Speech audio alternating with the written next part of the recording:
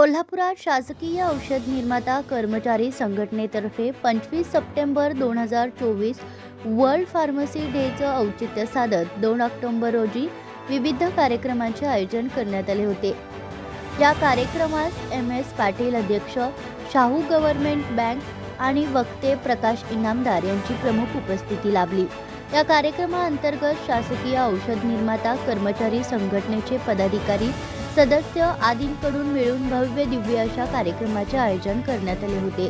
सुरुवातीला सर्वांना मानाचे फेटे बांधून त्यांचा सन्मान करण्यात आला।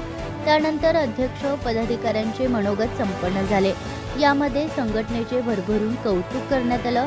औषध निर्माण क्षेत्रातील कर्मचारी यांच्या कौतुकास्पद कामगिरी केलेल्या कार्याचा सन्मान करत सन्मान चिन्ह देऊन सत्कार करण्यात आला।